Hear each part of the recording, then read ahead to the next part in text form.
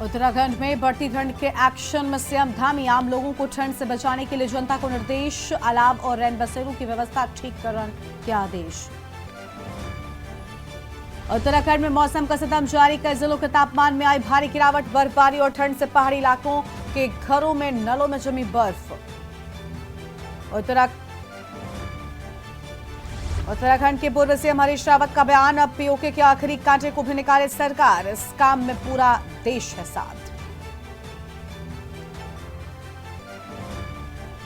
राष्ट्रीय खेलों में चमकेंगे राज्य ओलंपिक के सितारे, दम दिखाने वालों को मिलेगी सीधी एंट्री। उत्तराखंड में अगले साल राष्ट्रीय खेलों से पहले होंगे राज्य ओलंपिक। हल्द्वानी में 15 दिन से लापता वन रेंजर की मिली लाश, 29 नवंबर की शाम लापता थे हरिश्चंद्र पांडे, भीमताल झील में मिली वन रेंजर की लाश। मसूरी में गहरी खाई में गिरने से शख्स की मौत, गाय को रोटी खिलाने के दौरान लगा गाय का धक्का, घायल शख्स के अस्पताल ले जाते समय थमी सांसें। आप देख रहे हैं के न्यूज, खबरों का सारथी। नमस्कार, आपका स्वागत है के न्यूज इंडिया में। खबर उत्तराखंड की शुरुआत करते हैं, आगे बढ़ेंगे खबरों की ओर। उत्तराखंड में मौसम का सितम जारी है, कई जिलों के तापमान में आई भारी गिरावट, बर्फबारी और ठंड से पहाड़ी इलाकों में आफत नजर आ रही है। तापमान गिरने से घरों के नलों में बर्फ जम गई है। ये बड़ी खबर आपको हम बता रहे हैं, जहां पर तापमान गिरने से लोगों के घर के भीतर पाइपलाइन में पानी जम चुका है। बर्फबारी और ठंड से पहाड़ी इलाकों में आफत नजर आ रही है। तो यह अहम जानकारी आपको हम बता रहे हैं इस वक्त की अहम खबर।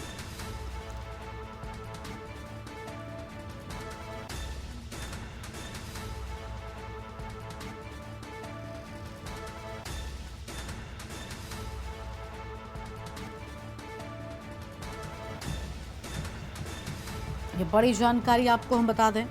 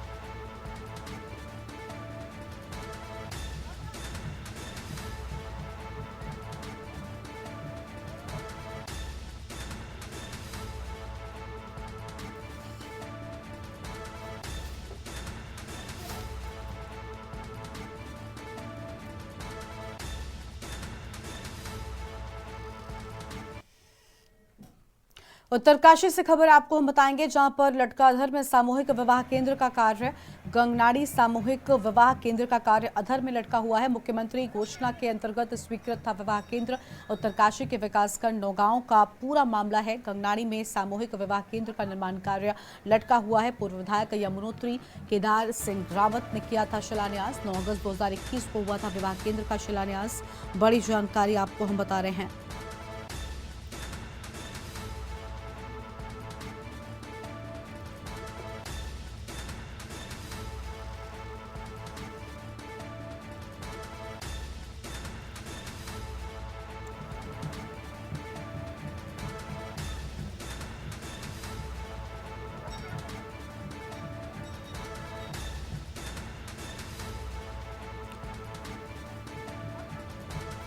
तो यह हम खबर आपको हम बता रहे हैं। 9 अगस्त 2021 को हुआ था विवाह केंद्र का शिलान्यास। 9 अगस्त 2021 को विवाह केंद्र का शिलान्यास हुआ था। सामूहिक विवाह केंद्र की लागत करीब 278.25 लाख रुपए।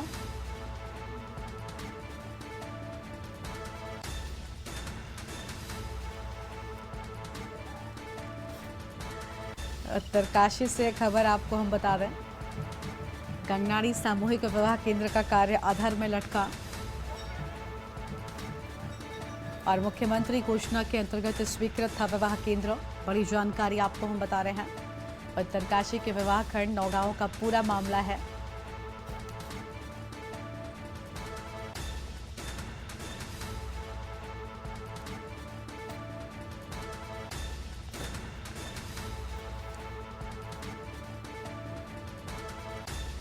तो 9 अगस्त 2021 को हुआ था विवाह केंद्र का शिलान्यास। बड़ी जानकारी आपको हम बता रहे हैं।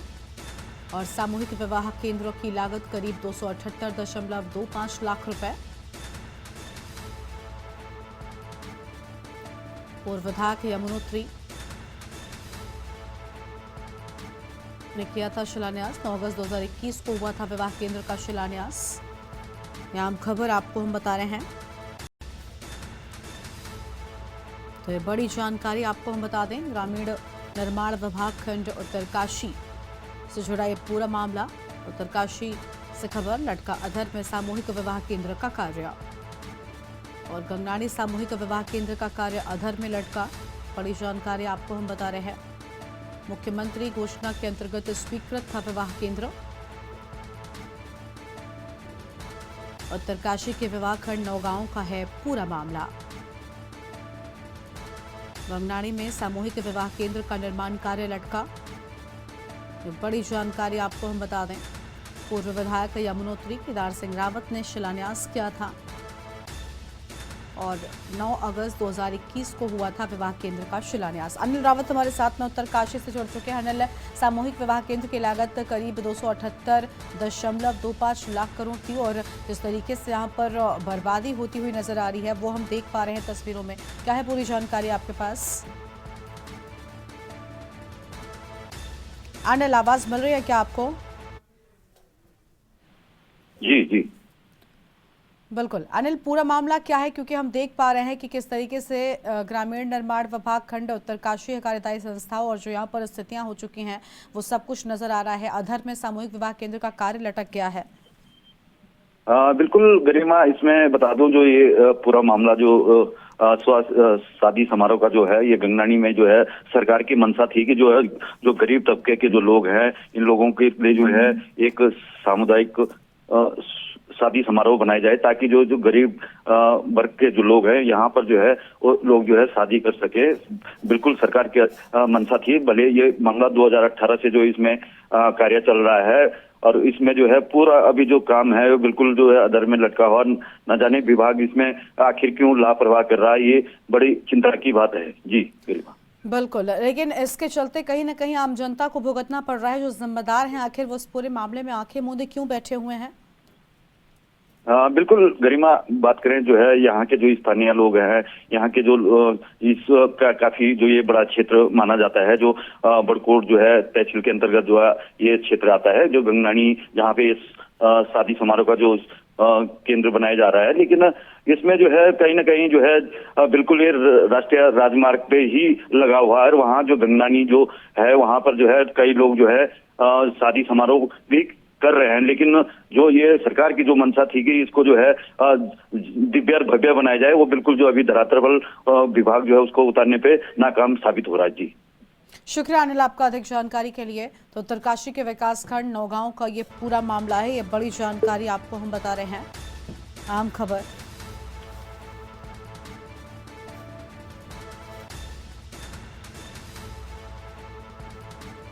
तो ये बड़ी जानकारी आपको हम बता दें। आगे बढ़ेंगे खबरों की ओर। देहरादून में रिलायंस ज्वेलरी शोरूम में डकैती डालने में शामिल मुख्य आरोपी प्रिंस कुमार को पुलिस ने बिहार के दलावरपुर गोवर्धन गांव से गिरफ्तार कर लिया है। आरोपी को वहां से ढूंढ लाकर पुलिस कोर्ट में पेश करेगी। डकैती डालने शोरूम पहुंचे 5 बदमाशों में अब तक 3 हत्थे चढ़ चुके हैं, जबकि 2 की तलाश की जा रही है। बता दें कि 9 नवंबर को देहरादून में स्थित रिलायंस ज्वेलरी शोरूम में डकैती पड़ी थी। आरोपी शोरूम से 14 करोड़ रुपए के गहने ले गए थे और इस मामले में फरार बदमाशों में प्रिंस कुमार पुत्र शिवनाथ सिंह निवासी पानापुर दिलावरपुर वैशाली विहार भी शामिल था। प्रिंस समेत उसके बाकी साथियों की तलाश में पुलिस टीमें बिहार में डेरा डाले हुए हैं। वहां बदमाशों के बारे में जानकारी जुटाकर पुलिस ने आरोपियों को वैशाली से पकड़ने में कामयाबी हासिल कर ली है। और एसएसपी अजय सिंह ने बताया कि आरोपी पर 2 लाख रुपए का इनाम घोषित था।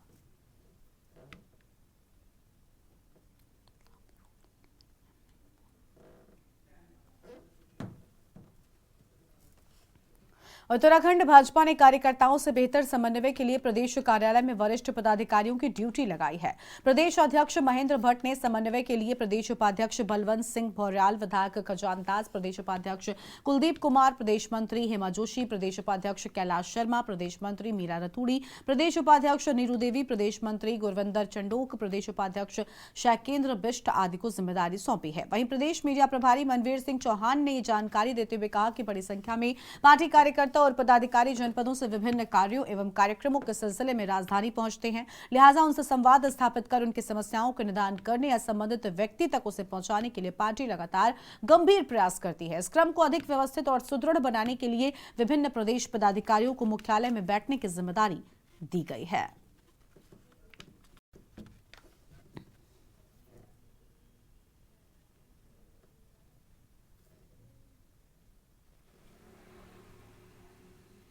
और हमारे जो सामान्य कार्यकर्ता देहरादून मुख्यालय में आते हैं और उनके कई कार्य होते हैं, संगठनात्मक कार्य भी होते हैं और सरकार से संदर्भित कार्य भी होते हैं।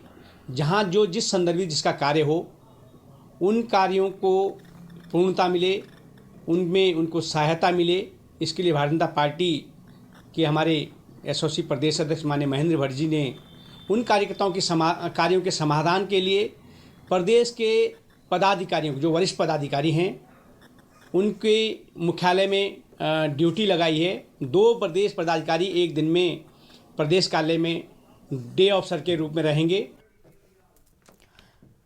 उत्तराखंड के मुख्यमंत्री पुष्कर सिंह धामी के गृह जनपद में ही भ्रष्टाचार का ऐसा खेल खेला जा रहा है जिसे सुनकर आप दंग रह जाएंगे।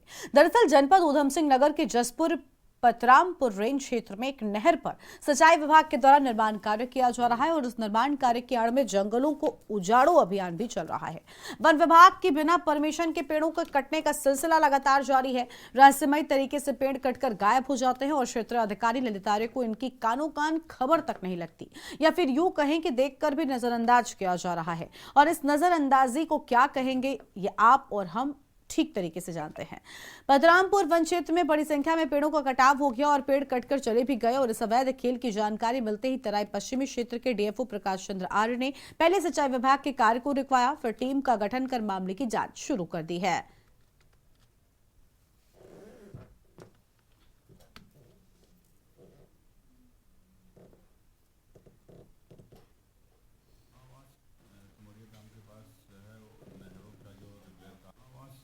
तुमड़िया डैम के पास जो है नहरों का जो रिपेयर का काम और उनका रिनोवेशन का काम चल रहा है, उसमें कुछ पेड़ थे बता रहे हैं, तो उसका मामला संज्ञान में आया है मैंने तो उसमें वन क्षेत्र अधिकारी को और एसडीओ को दोनों को कहा है उसमें जांच करके आख्या देने के लिए। और जो जांच होते ही अगर उसमें कोई हमारा जो वन विभाग का अगर कोई कर्मचारी संलिप्त पाया गया तो उसके खिलाफ कार्रवाई की गई। मेरे द्वारा इसको निर्देशित किया गया है कि जब तक ये जांच नहीं हो जाती तब तक काम को रुकवाया जाए और एक्सीएन को यहाँ मैंने मैसेज करवाया है, वो यहाँ आकर के मुझे बताएंगे कि क्या किस तरीके का कर रहे हैं लोग और किस तरह से काम चल रहा है इनका। वो पहले यहाँ पे ब्रीफ करेंगे, उसके बाद में अगर हम लोग संतुष्ट होंगे उससे और तभी जाकर के आगे उनको काम करने की परमिशन देंगे। अभी तो ये जाँच का विषय है, जाँच में पता चलेगा कि क्या हुआ है, जाँच के बाद ही पता चल पाएगा। एसडीओ को जाँच दी गई है, वो जाँच करके बताएंगे। अगली खबर गुरदासपुर से है, जहां पर सर्दी की संभावित शीतलहर को देखते हुए मौसम विभाग और पशुपालन विभाग ने अलर्ट जारी किया है। इस मौके पर बोलते हुए पशुपालन विभाग के चिकित्सा अधिकारी डॉक्टर रविशंकर झा ने बताया कि मौसम विभाग से मिली जानकारी के अनुसार पशुपालन विभाग किसानों से अपील करता है कि अपने दुधारू पशुओं का ख्याल रखें, उनको ठंड से बचाएं, गर्म अलाव की व्यवस्था करें और टेम्परेचर को मेंटेन करते रहें और सटीक पौष्टिक आहार इत्यादि दुधारू पशुओं को अवश्य दें, जिससे उनके दूध उत्पादन में कमी न आए और पशु भी स्वस्थ रहे। डॉक्टर रविशंकर झा ने कहा कि कुछ लोग संतुलित आहार इत्यादि चीज अपने दुधारू पशुओं को देते हैं, जिससे तुरंत एनर्जी बूस्टर का काम लिया जा सकता है।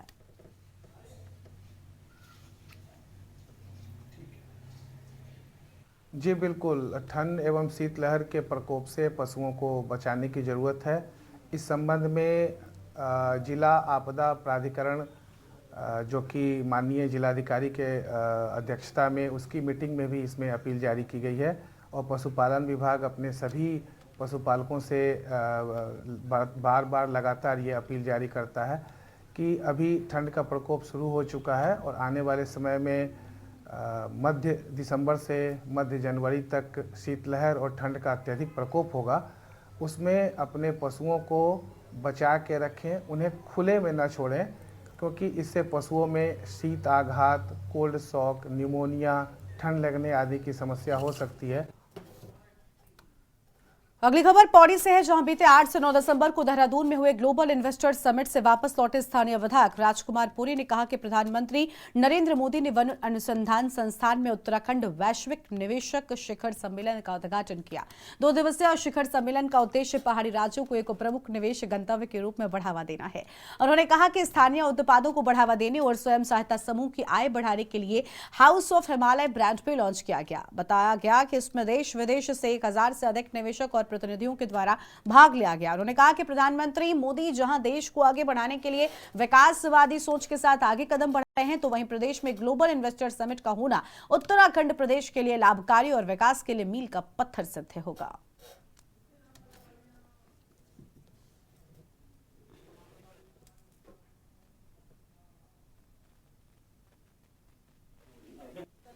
मैं इस संबंध में इतना कहूंगा कि भारतीय जनता पार्टी बहुत बड़ी पार्टी है, विश्व में नंबर 1 पार्टी है और भारतीय जनता पार्टी में जो काम करने वाले लोग हैं, योग्य लोग हैं, उनकी कमी नहीं है और किसी को भी मौका दे सकते हैं जिसको हमारा जो संगठन है वो जिसको चाहता है कि ये काम कर सकता है, तो हर व्यक्ति को मौका देने का काम पार्टी ने किया है और मुझे सौभाग्य मिला कि मैं इस समय राजस्थान में 10 दिन तक प्रवास करके आया हूं।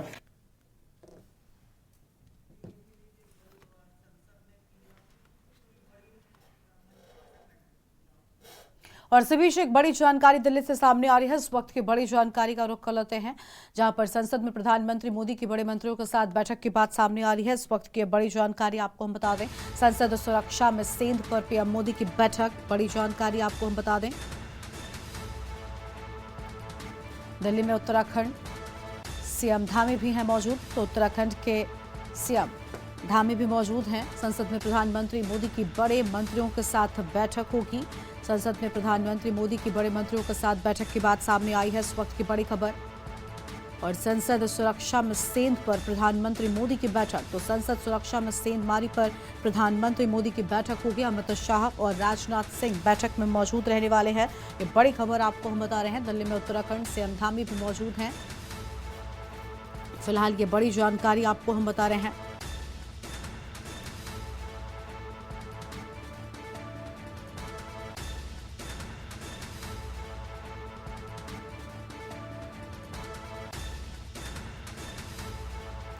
और अमित शाह और राजनाथ सिंह बैठक में मौजूद, ये बड़ी जानकारी आपको हम बता दें।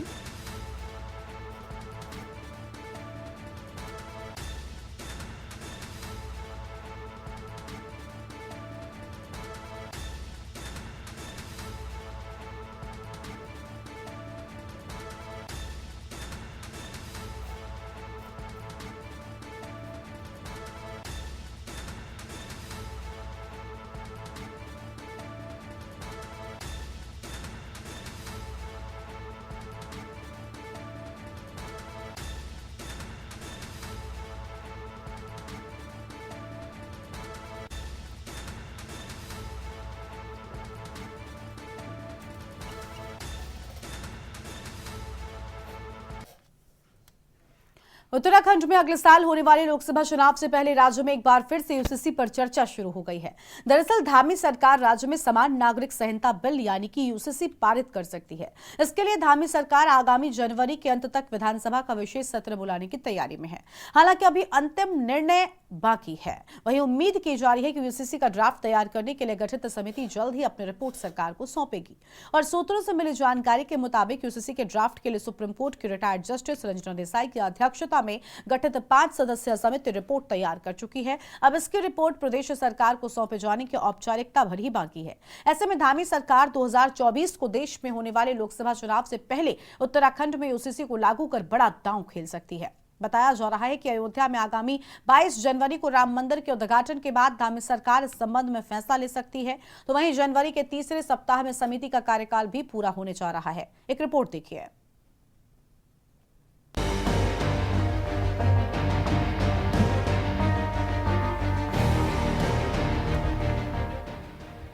उत्तराखंड की धामी सरकार नए साल के पहले महीने में ही राज्य में यूसीसी को लागू कर सकती है।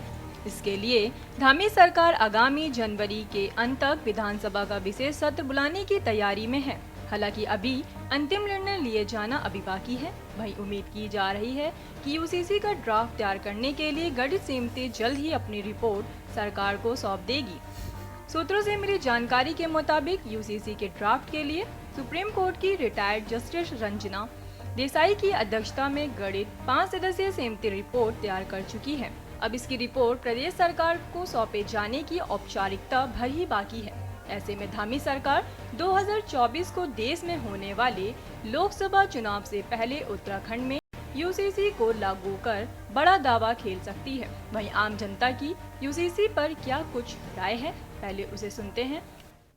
देखिए, उत्तराखंड राज्य पृथकीकरण से लेकर आज तक जो प्रमुख मांगे उत्तराखंड की रही हैं वो भू अध्यादेश, चकबंदी, भू कानून, परिसंपत्ति इस प्रकार की रही हैं। तो मुझे ये लगता है व्यक्तिगत कि यूसीसी से अधिक ये उचित होता कि राज्य सरकार इन विषयों पर ध्यान देती।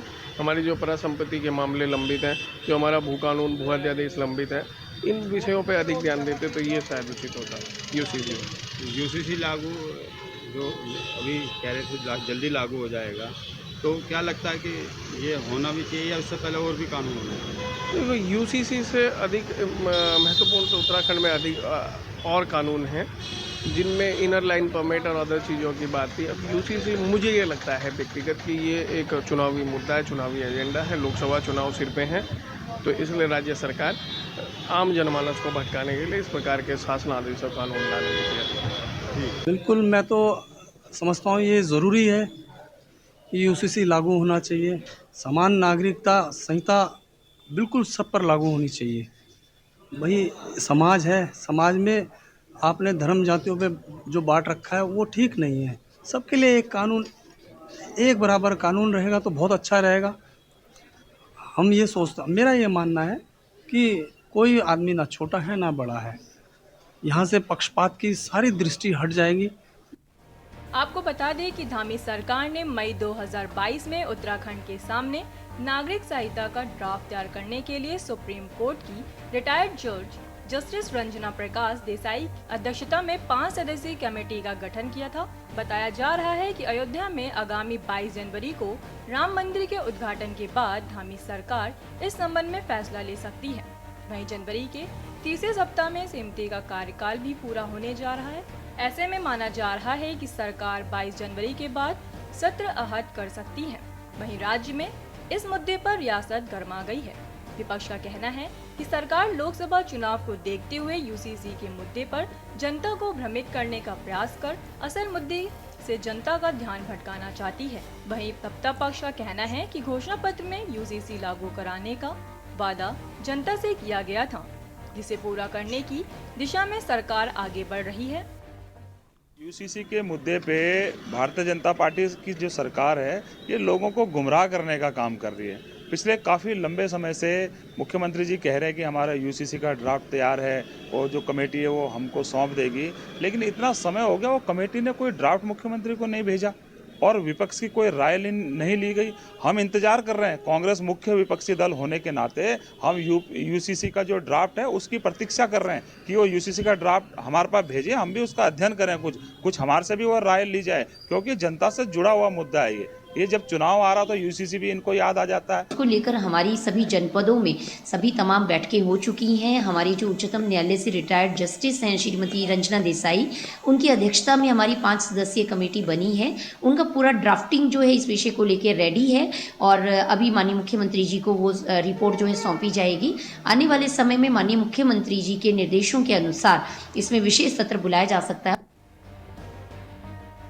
कुल मिलाकर उत्तराखंड में एक बार फिर यूसीसी पर सियासी बवाल छिड़ गया है।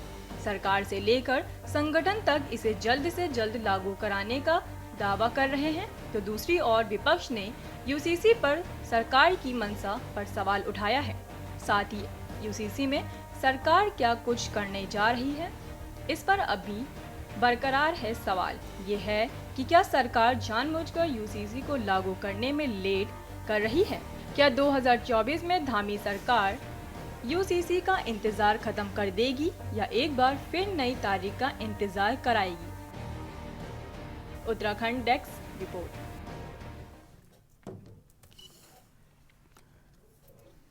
उत्तराखंड की खबरों में फिलहाल इतना ही। तमाम बड़ी खबरों के लिए आप देखते रहिए के न्यूज़ इंडिया। नमस्कार।